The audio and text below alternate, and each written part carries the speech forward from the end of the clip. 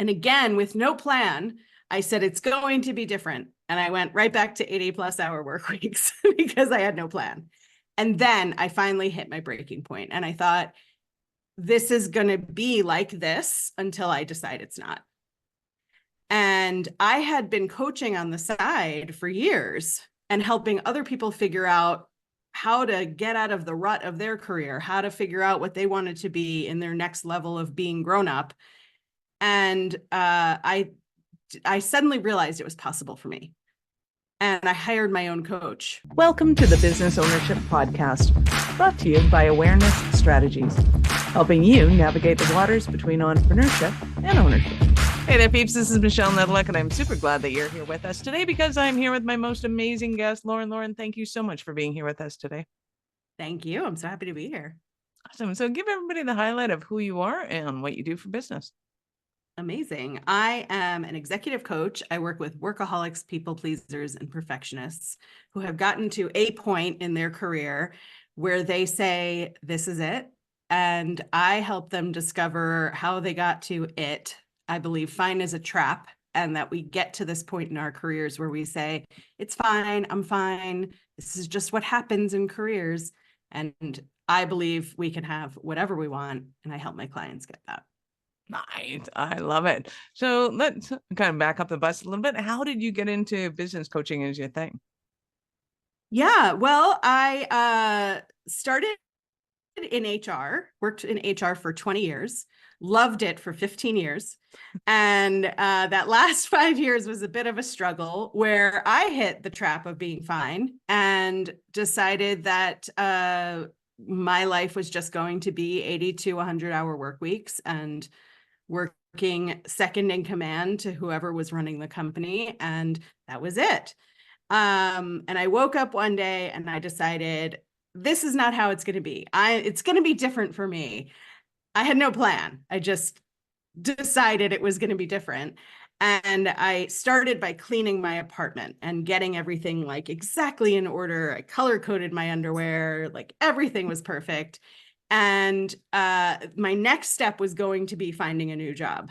And instead, I was running my Roomba vacuum to finish making everything perfect at home. I saw it going for the cord of an unplugged glass lamp and ran across the room to get it, slid in my socks on my wood floor, launched forward, and broke both of my shoulders.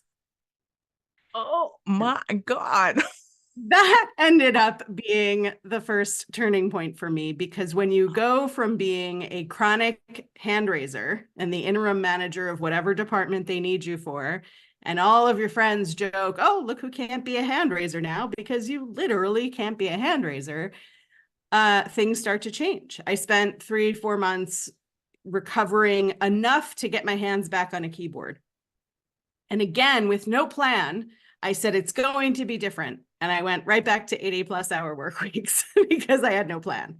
And then I finally hit my breaking point. And I thought, this is going to be like this until I decide it's not. And I had been coaching on the side for years and helping other people figure out how to get out of the rut of their career, how to figure out what they wanted to be in their next level of being grown up. And I suddenly realized it was possible for me. And I hired my own coach, which for me was a revelation because I helped other people. I wasn't the one who needed help. And really dug into what was compelling me to work these 80+hour work weeks, what was compelling me to never say no to anything. And as I started learning to set boundaries for myself, I realized that what I actually wanted to do was what I already did on the side, and I thought I couldn't have as a career. And I started developing that. And 3 years ago, I left my corporate life and I launched my business full time. Yeah, we're so glad you did. And all I can think of is there really 100 hours in the week that you could work, or is it she being facetious? You have to have. I can't tell you the last time I've been nowhere close to it. You have to really commit to 15, 16-hour days, 7 days I'm not a week. awake 100 hours. I don't recommend it. 0 stars. Right? but it is I'm doable. impressed and baffled all at the same time. Well, and I know that there's people out there that do it. And people out there that go into, especially law, like why? And like, it's just an expectation that that's what you're going to do for the rest of your life. I'm like, sounds awful, but okay. Yeah. So when you're helping people, like, are you looking at the people that are working 100 hours a week right now and going, okay, how do I transition out of this? Or are you looking for recovering entrepreneurs that are kind of trying to get back into the wave of, yeah, I actually love what I do? It's a little bit of both. It's the people who wake up every day sighing because they're in this career and they've created this life around their career. And there's nothing wrong with being career oriented and having that be the center of your universe. I love what I do. And without my career, I would be bored to tears. And also, I enjoy having a personal life. And I've gotten so deep into my career that I was squeezing in personal life. So that's my client. That's the person I work with, whether they're corporate or an entrepreneur. That's the person I work with who has just gotten so buried in their work that it feels hard and mundane and not fun. And I help them discover what's actually going to drive them, make them passionate, and allow them to have boundaries. And peeps, if your social life is embedded in your work, you probably have an issue, just saying. You may not know it yet because you're having fun at work, but it's not really a social life. Right. I love it. So when it comes to kind of the things that people are doing, what do you think motivates them to just go into the fineness of the drudgery and not step back and go, this isn't right? I think it's a few things. One, I think it's the natural people pleaser who gets into the thrill of being complimented for your work, of being invited into the room, invited to a promotion, invited to a project that doesn't really fit into your lane. And then we take that and that becomes our career identity. So whether we go out on our own as an entrepreneur or whether we grow in a corporate career, we do the things we do because we're good at them. It's kind of like when you date, that there are some people who never discover that they're allowed to decide if they like the other person too. They're like, well, he, she, they like me, so let's give it a go. I'm happy enough. And eventually in our careers, we run into this spiral of or cycle of this is what I do, this is what I know how to do. Starting something new would set me back. I don't have the time or the money to put aside to do something brand new and start from the bottom. We always assume we have to start from the bottom, that our skills just go out the window if we want to do something different. And we also assume that we can't make money doing something different. And so we settle into, fine, I'm good at this. This is what I have experience in. This is what's on my resume. This is what's in my history. So I guess it's just what I'll keep doing. And we forget that we're allowed to have choices at any point in our lives. When we're kids, we switch from thing to thing to thing. We play soccer and then we do painting and then we do this and we have this hobby and we play with our friends this way and then we come up with a new game.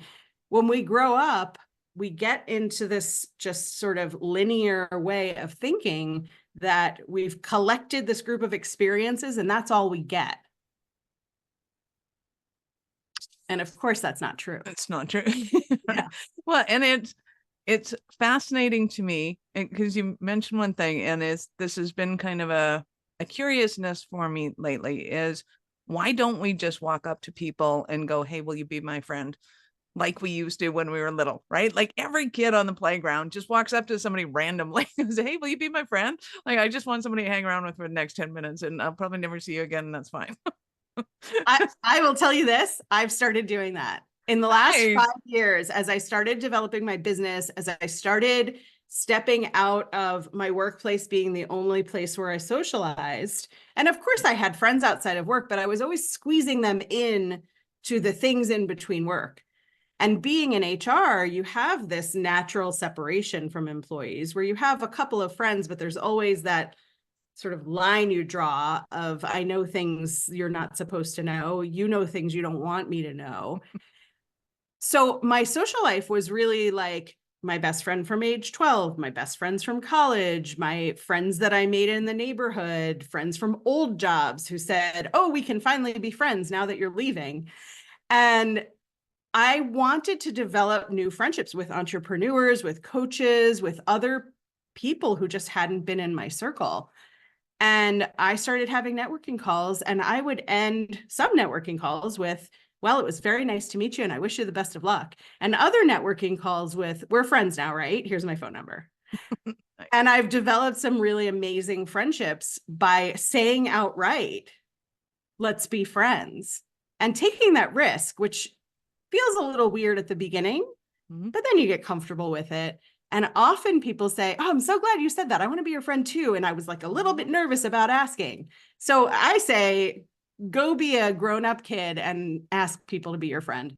The challenge for the day, peeps. So put your comments in the notes below, or your notes in the comments below, however you want to phrase that. Let us know how that goes, because I think it is paramount. I think it's a weirdly easy yet very difficult thing to do to kind of break out of the cycle, because some people go like, I don't have time to start going to the gym. I don't have time to start playing the piano. I don't have time to kind of take on something else.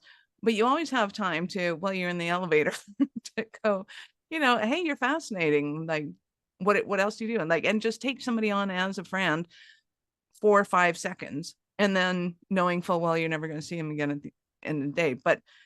And especially because you're not going to see them if they're just going up the elevator to the 30th floor, that you have that opportunity to be able to kind of connect with somebody else and go, oh, this is what life's like. Right. And then you get a little sample of it and you start to kind of tweak it out. Or you may be in the position where you just want to call Lauren right away and go, help. I assume you take the 911 calls or the bat calls. So I call Absolutely. no. So when it comes to kind of people working with you, what kind of we've kind of gone over the problems that they have, but how do they tend to approach you? Do they know that they have like a full 911? I need to get out of this career now, or are they going like, how do I start something? Yeah, it's not always, well, it doesn't always end up that they leave their career or their job or their entrepreneurial endeavor. Often they come to me with that. I got to get out of here, and I always think of the scene from Airplane where the woman is hysterical and she's saying, I got to get out of here. And people are in line to hit her in different ways to knock out her hysteria. But people come to me with, I have to escape this because it's the thing that's the problem. And as we start exploring, we often discover that it's us, right? And wherever we go, there we are. We take us with us to our next thing. So if I've been working 80 plus hours a week in a corporate job and I want to go out on my own and be an entrepreneur, I'm going to take 80 hours a week with me as the baseline. So we have to work through the people pleasing, the boundary setting, the workaholism, the outside of work life, because sometimes we're avoiding our outside of work life because we don't know what we like, or we don't hang out with anybody, or we don't have any hobbies. And raising my hand here, because that was my situation. My hobby was work. That's what I did. And so we have to do some real deep self-discovery work. There are other people who come to me who say, I notice that I work more than anybody. And somehow everybody leaves at 5. People go to their kids' soccer games. People go to shows and go out for dinner. And I'm always squeezing in dinner so that I can get home and finish working. So a lot of times it ends up being the boundary setting. It ends up being the finding the happy integration between work and home before we realize, oh, I actually like the job. I like the work. I like the entrepreneurship. I don't like the way I do it. So I've had a lot of clients come to me saying, I want to switch jobs. I want to switch careers. I want to start my own business. I want to go back to corporate because I don't like running my own business. And when they start building the structure around them that actually supports them, and they start trusting a coach, which is a whole other piece of it, they have a resource. They have themselves as a resource. They have space in their brains to, roll the ideas around that they didn't have before. And a lot of them realize, I actually really like this. I just need to say no more. Or I actually really like this. I just need to tell my manager what I need. Or I actually really like this. I just need to have stricter boundaries with my clients. And when they discover that, sometimes they don't want to change the job or the company that they own. They actually just needed to change their behavior. And I think in particular, for the types of people that I work with, the workaholics, the people pleasers, we are helpers. We are the people who do things for other people. We are the people who solve other people's problems. And we assume because we're so good at that, that we are not helpable. We are not fixable if we can't figure out for ourselves how to do that. So the really powerful thing for the hyper independent entrepreneur or the hyper independent corporate worker or the person in between who wants to go out of corporate and into entrepreneurship is to trust that there's someone out there who can be more clever about you than you can be, because we are limited not in the answers. We have the answers inside of us, but we are limited in the questions we know to ask ourselves. And sometimes I will go to my own coach with all the things I've thought of, all the solutions I've come up with, and all the reasons why the thing I want to do won't work. And she will ask me one question. And my brain goes, oh, I did not think of that. Right? Yeah. I love that. And the brain is so tricky. I've often said to people, walk, don't run out of a relationship. So it's, whether it's a personal relationship, whether it's a work relationship, if you have to run away from it, you're just going to run into the exact same thing in a different dress kind of thing. It's the exact same situation, just looks different. Right. And I love the idea that you had mentioned that it's the people pleasers in it. Once upon a time when I was about 30, I was told that I can somebody was looking at me and going, oh, based on, your physical features, all that kind of fun stuff, you consider other people's opinions more important than your own. And at that time, I was kind of strong-headed, let's put it that way. And I went, me take other people's opinion about myself? When have I ever done that? And it took me about 10 years to realize, oh, actually I do. I just convolute it so that I say that I'm the one that decided this thing. And meanwhile, it was really a lack of boundaries and positioning. I just felt like I was doing my work for my clients and going above and beyond. And then that way they would pay me more. They would stick around longer. They would do all the things. Like, no, you just loose on your boundaries and doing stupid things in stupid hours. I went, okay, no more of this. This is not going to happen. Because that whole boundary thing with clients, that was a disaster for me anyway. Yeah. Yeah. In my business, I have a couple of formal meetings a month with clients, and then I'm also available on demand. And that means my clients can call me whenever they need me. But I work with people pleasers who don't want to bother me. So this unlimited service is something I then have to push on my clients because they're boundary setting for me, because my time is more important than their time. So some of the learning curve in working with me is really trusting that you can text me at 8:00 on a Tuesday night and say, I had a really weird conversation today and I don't know how to handle it. And can we hop on a call? And we will. And it always starts with, I'm sorry to bother you. I'm sorry to take your time. And it's like, it's in our contract. That's what we do. Now, if I worked with a really needy group of people who didn't know how to boundary set for themselves, on-demand service would not work. I would be bombarded. I would have to re-boundary set. I would have to put up to a maximum limits. But I am teaching people to reach out for help. I'm teaching really high achieving, really successful people that they don't have to do everything by themselves.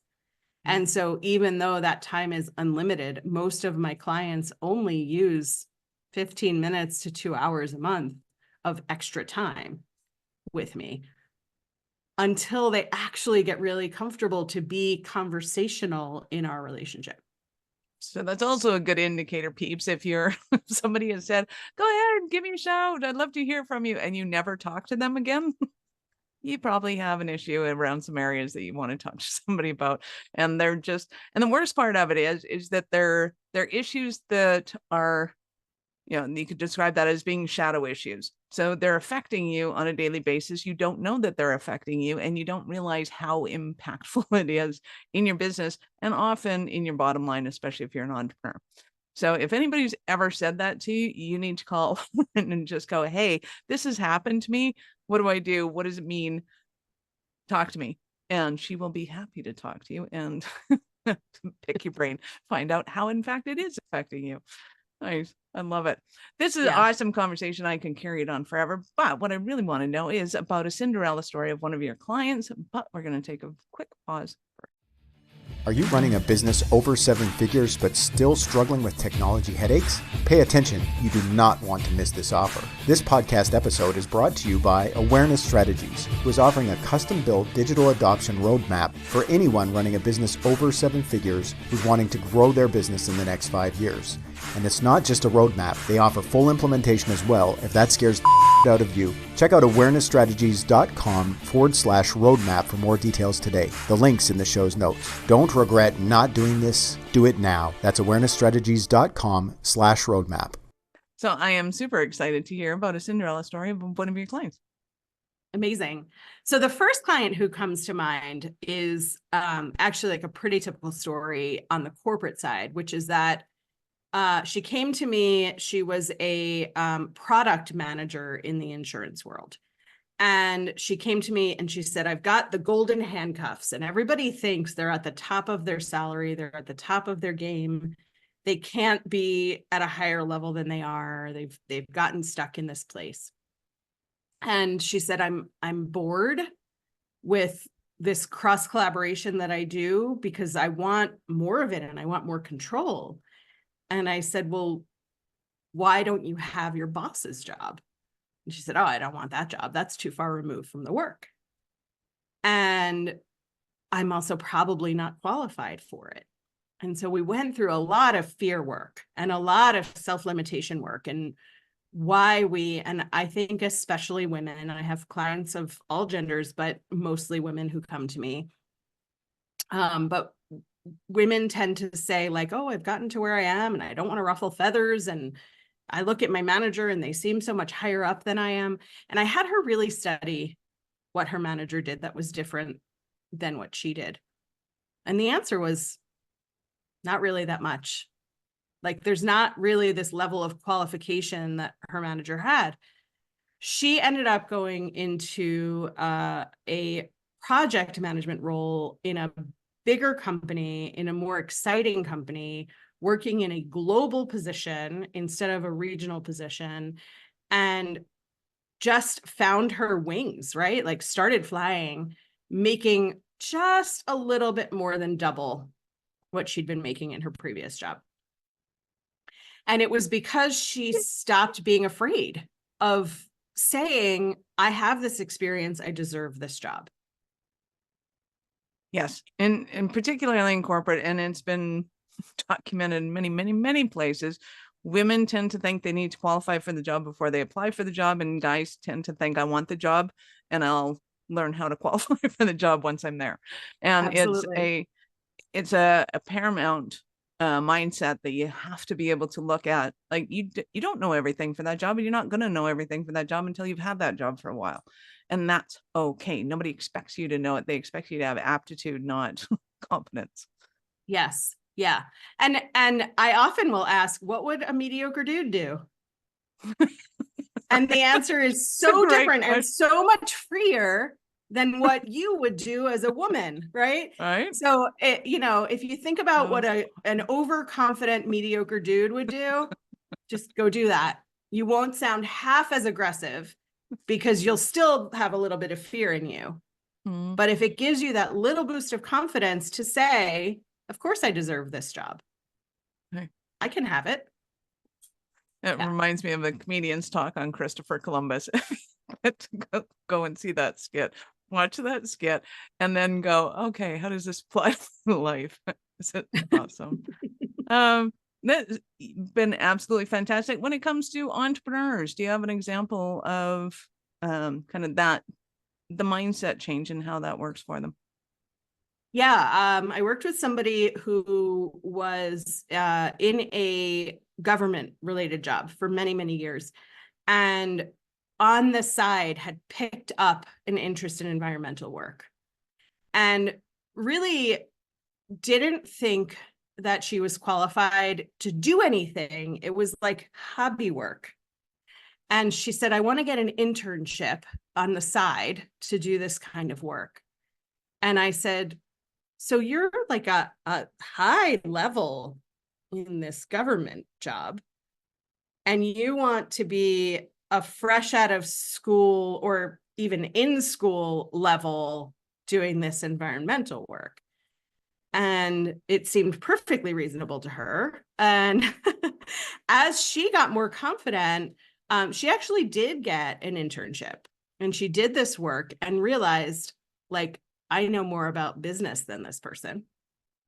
So they're teaching me about the environmental work, but I actually know how to run the business side of things. She did go out on her own, and she's been taking on different environmental gigs as she figures out what she wants to do. She's learned to tell people she's worth more money as she's gone on with every gig. She's put more money in the proposal. And now she does this successful environmental work on the side. And when work gets light, she goes back to her government job and takes on part-time work. Very cool. Nice.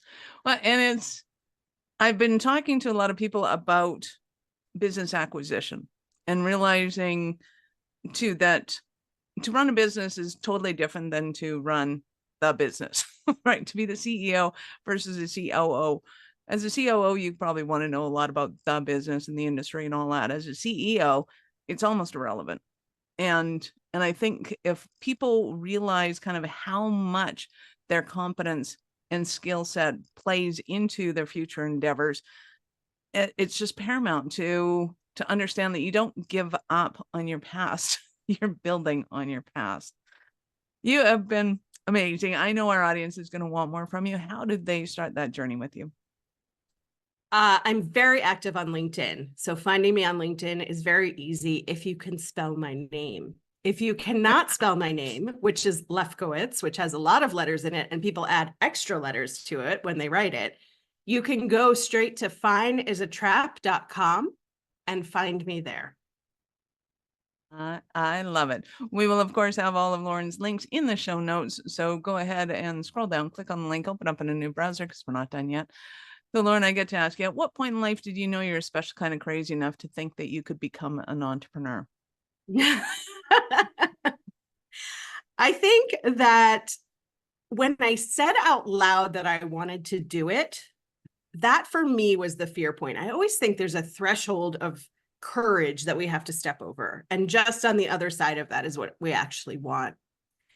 And I finally had worked myself down to all the boundaries I needed. I was working 40, 50 hours a week, which felt like so much space. I didn't even know what to do with my time. And I was talking to my coach about looking for a job. And she said, what do you really want to do? And I said, I wish I could coach full time, but you don't make any money doing that. That was my truth. And she said, if you say so. And man, that line really grinds my gears. And I use it all the time with my own clients. It is so brilliant to say that if you say so. And it is so infuriating to hear because it's true. And she said, I'm a coach and you pay me money to coach you. And she said, what do you currently charge the clients that you work with on the side? And I said, I don't know, whatever they feel like paying me. And I realized how absurd that was during that conversation, that I saw so much value in what my coach offered me. And I didn't tell my clients that I had value. And over the 3 years that I've been out on my own, I've continued to raise my prices, and nobody has said, how dare you expect money for the work that you do? And so for me, I knew it was going to work once I said out loud, this is what I want. And I'm a manifester by design. So once I've decided I want something, I'm at it. Once I've decided that the roadblocks aren't there, that the fear is just going to be there and I'm going to do it anyway, I go after it. And I think what really helped me turn the corner was having learned that I'm not on my own. So that coach helped me get the confidence. And then I hired a business coach to help me create the business, because I didn't know how to market and sell myself and have a sales call. I didn't know how to do any of that. I just knew when people came to me and said, I have a problem, I said, I can help you. And they said, okay. And then their lives changed. I didn't know how to talk about that though. So for me, really opening myself up to the support of getting a business coach really helped me. And now, as I need different kinds of coaches, like, they're all welcome. I've got coaches, I've got therapists, I've got friends, I've got other entrepreneurs in my community, I've got other coaches in my community. Now I just bring all the support in and I dole it out, because community is like so important when you're an entrepreneur. But I knew once I finally said it out loud, and once I got all of my own objections out of the way, I knew I could do it. Nice. I love it. You've been absolutely awesome. Any last words for our peeps? I just think that if you're an entrepreneur and you're feeling on the fence about your own confidence, that there are two things you can do. One is don't get lonely. Surround yourself with other people, build your network. Entrepreneurship can be super isolating if you allow it to be, because you don't necessarily start out with coworkers. So that's one thing, is don't get lonely. And the second thing is, every choice is just one choice. We often think that if we're making a choice, we've built our whole future, that's the path we're on now, and that's the line we have to stay on. And I firmly believe that every choice is just the next choice, and then you get to decide differently whenever you're ready. I love it. Thank you so much for your time, Lauren. I appreciate it, and I know how valuable it is. Thank you. Awesome. Peeps, this is Michelle Nedelec. Thank you for being here with us today. Be sure to subscribe to the show and share it with your friends. We love helping entrepreneurs grow. Are you running a business over 7 figures but still struggling with technology headaches? Pay attention, you do not want to miss this offer. This podcast episode is brought to you by Awareness Strategies, who is offering a custom-built digital adoption roadmap for anyone running a business over 7 figures who's wanting to grow their business in the next 5 years. And it's not just a roadmap, they offer full implementation as well if that scares the out of you. Check out awarenessstrategies.com/roadmap for more details today. The link's in the show's notes. Don't regret not doing this. Do it now. That's awarenessstrategies.com/roadmap.